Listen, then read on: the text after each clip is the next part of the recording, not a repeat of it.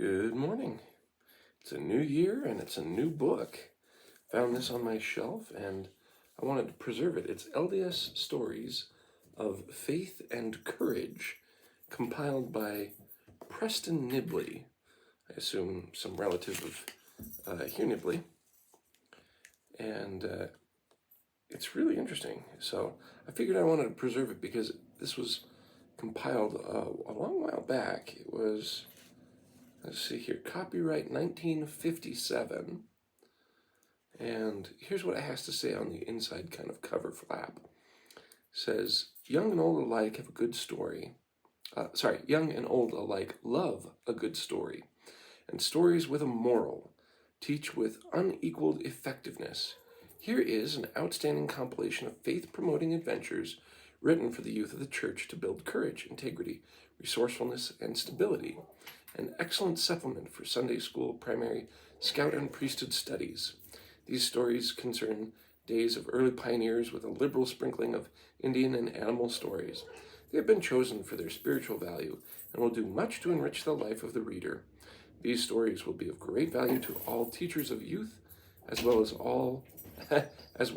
a home night use. I've kind of only gone through it a little. They have kind of small little introductions that give you an idea of whether it's just a story or whether this is something that actually occurred. And it's fascinating. I'll try and just read the stories because they're not very long, and then comment afterwards. Hopefully I can get pretty good at that because I always love commenting on everything. The foreword. The stories contained in this volume have been selected with care from the publication of the LDS Church, principally from the pioneer period. The early members of the church endured many hardships and had many thrilling experiences when they settled this western country, subdued the soil, and made it productive, and built towns and cities. They had other thrilling experiences when they carried out the gospel to the nations abroad, experiences that testified their faith and courage.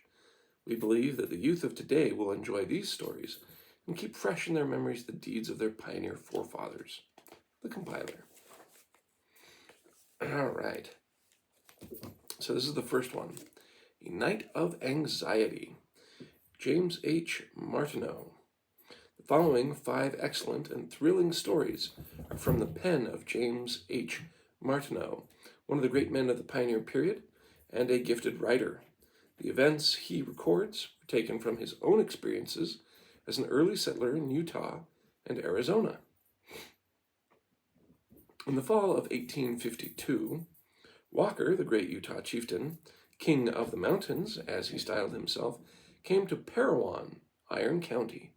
He was on his way from the Colorado River to the settlements in northern Utah and had with him his whole band of about 400 warriors with their squaws and papooses. He made a camp about half a mile from the Parowan fort and turned all his horses, nearly 1,000 in number, into our fields of grain, some of which were cut and standing in the shocks, while most of the corn, oats, and wheat was still uncut. While we remonstrated, he, in a lordly manner, replied, "All this land is mine. I will put my horses where I please." The president of the colony answered, "If the land is yours, the wheat and corn are not. We planted it, and your horses must not destroy it." But Walker was stubborn and defiant. His force of braves outnumbered us 4 to 1, and they were far better armed, many having guns, others the deadly bow and flint-headed arrows, which were more to be dreaded than the rifle, as the arrowhead, moistened and loosed from its shaft, would remain in the body when the shaft was pulled out, causing often a more deadly wound than a bullet. It was a desperate case for the colonists, for they were more than 200 miles from the nearest settlement, and the entire distance was infested with savages.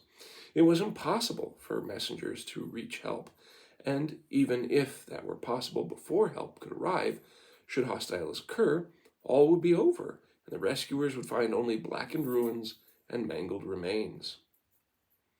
On the other hand, should we suffer our crops to be destroyed to avoid bloodshed, all sustenance would be cut off and starvation face us, even should we be able to defend the fort. But even then, what could we do without teams and cattle? For they would no doubt be in the hands of the Indians. All this was anxiously debated in council, and we finally decided to put on a bold front, and if necessary, defend our families and property to the last. Accordingly, an ultimatum was sent to the chief as follows: "Take your horses out of the field and keep them out, or we will do so ourselves." Walker returned as answer: "I will not take them out. The land is mine, and I'll put them where I please. And if you turn them out, I will burn your houses and kill every man, woman, and child.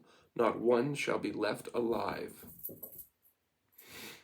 Again, after serious deliberation, it was decided to stand firmly by our last decision. Should we weaken now, we would always, in future, be outraged by them. It would be better to settle the matter now, once and for all, trusting in our Father to help us in our extremity. Accordingly, a strong party, well armed, turned the horses out and drove them away a couple of miles. The few Indians guarding them made no resistance, but hastened to Walker with the tidings. The Indians rushed to recover their horses, yelling frightfully, firing their guns, and making fearful pandemonium. While the fort was a scene of bustle and preparation for what might happen should Walker undertake to execute his threat. A few words now describe what was called the fort, which was founded in January 19th, 1851 by the Apostle George A. Smith, and about 100 men and a few women. It was built around a square the size of a Salt Lake City block, which is pretty fair size. The houses all faced and opened towards the center. No windows and very few doors opened outward. The open spaces in the fort line between the houses were filled with a palisade of heavy 12-foot-high timbers set on end, sharpened at the top, and placed closely together. So that's what a palisade is. I didn't know that when I was young. Within was a corral large enough to contain all the cow herds and teams, onto which they were brought for safety at nightfall. A gateway in each side of the fort was closed at night by strong doors and securely fastened, while sentinels in military order guarded the fort by night. In this manner was Parowan guarded over for 3 years. In the Indian camp, all was excitement and furious rage. The men began the war dance, varied at times by the scalp dance, keeping it up all afternoon and night, making the night hideous with their frightful yells and screeches.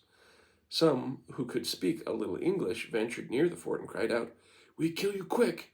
We cut you all pieces! We burn you! Make you yell!" But in the fort there was no excitement or confusion. While all knew how great the danger was, there was trust in the Lord. The trust in the Lord gave them calmness and courage. This was especially the case with the women. They, who so often shriek with real or assumed terror when a mouse happens near, can face death in hideous form with a calmness and courage not surpassed by man. And now, while we all well understood the possibility of death, or still more dreadful, the horror tortures the savages delight to witness, not one of them wept or cried out in fear. And while the writer and every other man was under arms all night, watching for possible attack, each woman calmly did what to her seemed most needful in her own habitation, to prepare for what might happen. As our little one-room house had a door opening outward, my wife barricaded it with furniture and bedding to keep any bullets fired at the door, and then spent most of the night melting lead and making bullets for me and for such others as desired her help. She sat at the fire and as calm and unconcerned as if cooking a meal. She was then not quite 17, but was as cool and brave as any man, notwithstanding her youth. From the days of Kirtland she had passed through the persecutions and dangers of the saints, and had learned to put her trust in the Lord. All night long The war dances continued, but when the day appeared, the Indians found the fort too strong for the attack and left us in peace. Having learned a lesson they never forgot, for never again did they attempt to override the colonies of southern Utah. The colonists also learned the value of counsel always given by the wise pioneer George A. Smith, never to be the aggressor, but to be always prepared for defense. It was his motto, often repeated in my hearing: better carry a gun 20 years and not need it, than to want one 2 minutes and not have it. He counseled us never to leave the fort for work in the field, the canyon, or to hunt cattle on the range without arms for defense. Obedience to his wise counsel was the temporal salvation of the weak colonies. Nevertheless, then 2 ever went to the canyon for wood. While one loaded the wagons, the other kept guard. In the field, each man kept his gun ready for instant use. The cow herd was guarded by well-armed men. At times, men took their rifles with them to Sunday meetings, each man sitting with his gun between his knees. This was done in order that the Indians could not visit the dwellings and take the guns while all were absent. The present generation cannot understand such conditions, but these were the experiences of many of the early settlers of Utah, and it was the sturdy heroism of the men and women pioneers, their faith and endurance, perpetuated by their children, that has given us Utah her proud standing as a state in the Union. Sorry, the thunking you're hearing is my cats having fun. But that, if you notice, is quite interesting. There is a ton of stuff that as he put it, this generation has no idea of what it was like at that time. So, people who are very cynical of the church could probably take these stories that were written by Martineau and lambast it for, it's evil language, whatever. Fact remained is that at those times, that was their life. You can tie yourself all up in knots about who said what and how and when and why. Sure, go for it. You want to be upset? Go ahead, be upset. That does not change the purpose of the story. The purpose of the story is to show that you should always defend yourself calmly and firmly. They weren't being insulting. They were just saying, look, this land may be yours, fine. Go ahead and put your horses out. We have no problem with that. But the grain is ours. They put their effort into it. It was theirs. It was theirs for survival. And that they needed to protect that. And by being prepared, physically, mentally, emotionally, spiritually, and with arms, and with defenses and palisades and forts, they were able to defend themselves in a way that caused no bloodshed on either side. Now, if you read the Saints or listen to the audiobooks, they show that between all the different tribes that were here out west in Utah, and between the Saints and the natives, there was actually a lot of goodwill among them, but that did not stop them having times of strife and war. And it's unfortunate when you have a story like this, where thankfully no one was hurt, and through preparation that caused that no one should be hurt. That was a good thing. But there are times where, due to the stubbornness of one side or the other, they will try bloodshed, and that would lead to further bloodshed. And that was, Brigham Young did his best at all times to try and stop any and all of that. There's letters from Brigham Young that show that he was often calling these chiefs, hey, we've always been friends, and though our people at times are sometimes more stubborn than we would want, we're seeking the best for each other. And that's true. The Saints would try to do their best for the natives here. For example, here's the next story. An Indian dinner party James H. Martineau. Again, same one as last time. So let's read this one. The Pahid Indians, living in the valley of the Little Salt Lake, had given us considerable trouble and loss by stealing cattle. It was thought wise in the summer of 1852 to give the tribe a dinner, hoping thus to make them a more friendly and quit their depredations. So an invitation was given them, and at the appointed time a large number assembled at Parowan Fort. A long table made of boards placed upon the trestle and upon trestles, and big enough for all, was laden with an abundance of the best we could furnish, consisting of a variety of vegetables, but no meat or groceries of any kind, the latter being unknown in the colony, and meat was something we could not eat for oftener than once in 3 or 4 months. President Young had counseled us not to hunt game, for that belonged to the right of the natives, and no one thought of a moment of killing a cow, and a work ox was safe as long as he could pull the plow. But occasionally a jackrabbit became a victim, the excuse being offered that he had damaged someone's garden. So, look at this. You can see, again, they were trying to do the best they could by each other. Well, at least the saints were from this story. But the absence of meat did not trouble our guests. They hugely enjoyed the dinner, as was a great novelty, and ate until they could eat no more. When told they could carry away all the food left, their joy was full, and they quickly disposed of everything. With one fellow, a few moments was puzzled. Much of the food was summer squash, cooked quite thin and mushy. This Indian had 2 pans nearly full, which he wanted, but had no kettle or dish in which to take it. But necessity, the mother of invention, gave him an idea. He wore buckskin leggings, reaching up nearly to his hips and fastened to his belt. Taking off one legging, he tied a string around the lower end, thus making a bag into which his squaw poured the squash and carried it away in triumph, as a serious difficulty skillfully overcome.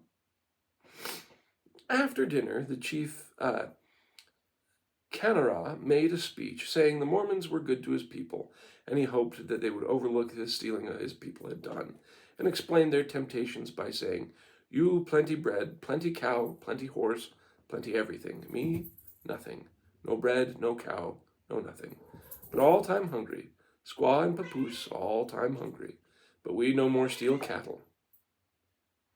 President John C. L. Smith then made a speech telling the Indians to learn to work, to be industrious, and live and do like Mormons, saying if they would do so, they would multiply and increase. Otherwise, they would dwindle away and die out, and in a few years, none would be left. The Indians listened attentively, and we all thought they were thoroughly converted, until Canara, in 3 words, upset President Smith's whole argument. Pointing in our cemetery, he said, "Who lie there?" For the natives, that was enough. Every grave there contained a white man, not a single Indian. Not one of us could find a word to say. Never did I know 3 words to produce so great an effect, or to so easily overthrow an argument. The talk being over, the natives, as usual, began gambling, using a little round ball of wood held first in one hand, then in the other, as the parties sat upon the ground facing each other. If the other could guess rightly which hand held the ball, as was changed from hand to hand, he gained the bet. If not, he lost. An Indian would thus gamble away his property, even his clothes, and then gamble his wife or child away. Such a thing happened now. An Indian had thus lost his wife and told her to go with her new husband, but she did not like him, and slipping away from the crowd, quickly entered our house, in the one nearest at hand, and hid, first behind the door and under some clothing which hung there, then in a moment crept under the bed, the next minute crawling out and running out the back door and down into a small cellar, the door of which was open. Scarcely was she thus concealed when in rushed an Indian, knife in hand, his face like a demon's. Without a word to us, he looked behind the door, then under the bed. Then he tumbled the bedding to see if she could be hidden there. Not finding her, but certain she had entered the house, he rushed out the back and went to the doorway of the cellar. Seeing the place was empty, he did not enter. Had he done so, he would have seen the woman, who stood behind the door, and killed her. The Indian next rushed to the corral, searched it carefully, and then went to the next adjoining one, and so on along all that line of the fort, determined to find his prey. During this time, the squaw showed her sagacity by following him up from corral to corral, quickly going to one just searched by him, while he went on to another. We believed he never found the woman, as we'd never heard of her murder.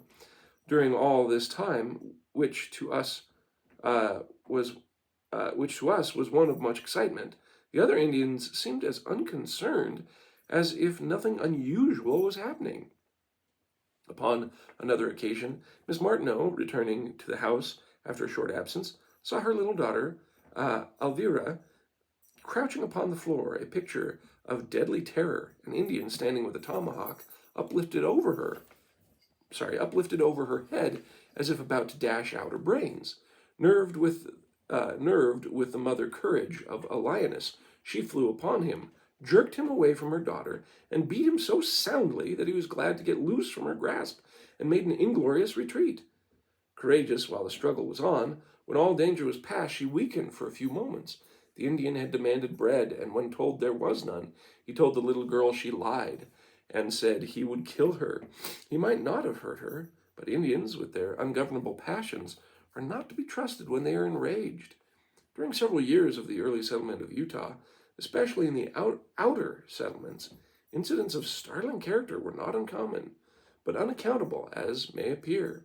Women afraid of a little innocent mouse never quailed in the presence of an angry savage, even if he stood knife in hand threatening instant death.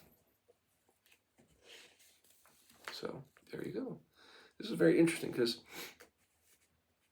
you can see it's just, there is a huge disparity in culture. And you can see that it was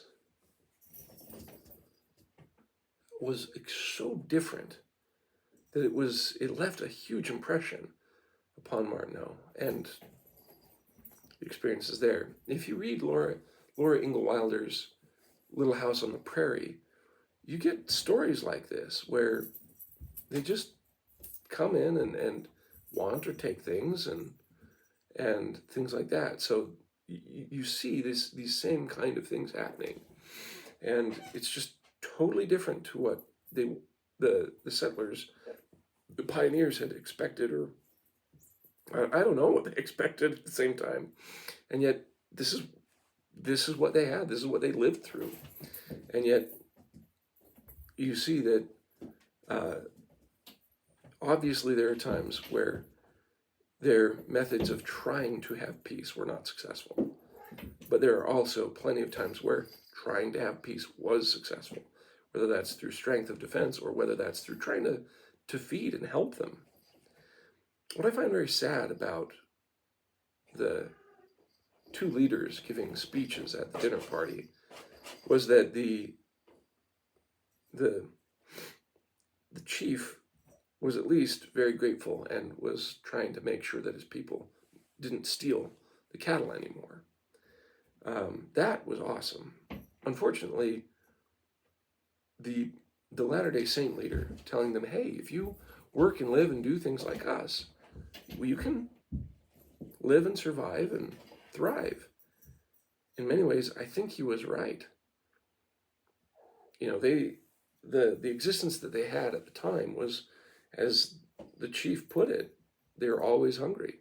They're always starving. And so it's very easy that when you're constantly hungry and constantly starving, to resort to the most base desires of, I need this, I will take it. It's sad that he sat there and just pointed out, well, who lies over there? You get the sense that he was saying that, well, you die just the same, so I don't know. You can take it for what it meant and the effect that it had on them. It wasn't well articulated, but You get the point. But at the same time, I think that leader of the saints was right, that as more came into the valley, if even when they did not hunt, because that was left for the natives, even if they did not hunt, having spaces taken up for fields and other things would change the way that people lived and worked and did things. And so, yeah, it would just be best if they were able to adapt in some ways. And many did, many didn't. Many thrived, many integrated, others didn't. That's just the natural way of things. There's a wonderful book by Thomas Sowell, Conquest and Culture.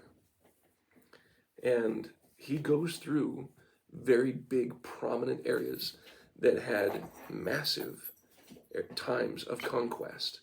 So this is not the fun part of history. This is the part of history where you get the evils of colonization. But he goes on to show that we should not sit there and judge the times of conquest just by the horrors that were visited upon the people then. But through the entire arc of history, it becomes a lot more complex. You can see, like, one of the places that he talks about is England.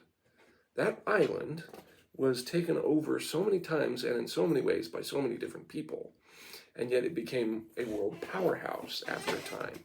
And he goes into explanations and reasons behind that they themselves would go on to conquer other places and peoples, and their effect on those places and peoples, and how often, even though being conquered absolutely sucks, if you were conquered, there's often a time of prosperity that follows because there was a reason that they were able to conquer.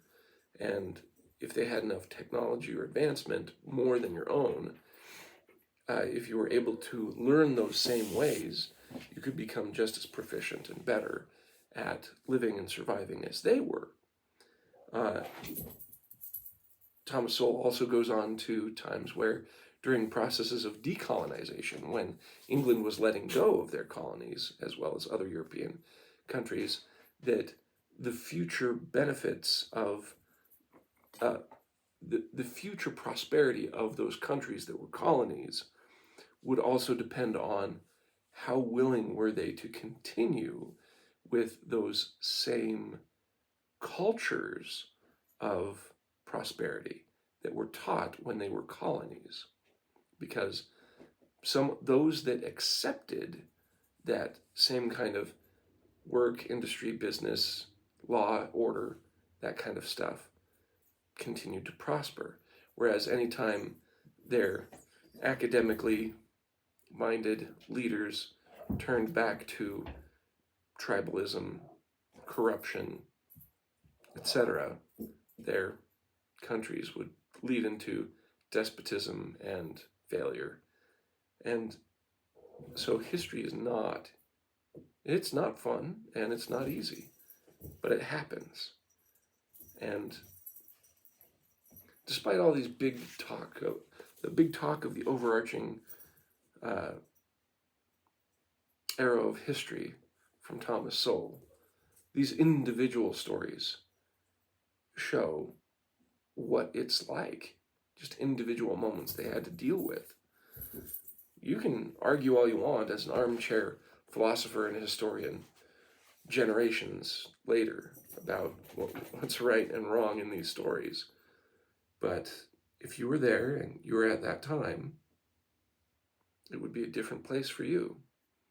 And so hopefully you can understand. And at the same time, just think, if people break down to their basest instincts, like before, how do you have courage in the face of such savagery? Because that's what it is. When people live to their basest instincts of kill, be killed, steal, take, lie, cheat, how do you live in the face of such savagery? It is to be strong, prepared, but yet courageous, and as much loving as possible and generous as possible. Does not make it easy, does not make it fun for either side, for anyone. But that's why I think these stories are important. A totally different time, a totally different place, yet a reminder of how to act better or properly in the face of such things. Now, I hope more of these stories, as they come along, will be enjoyable. As you can see, they're very small, each one I've noticed so far, just a few pages each, but they're all very fascinating to me, and hopefully they become a place of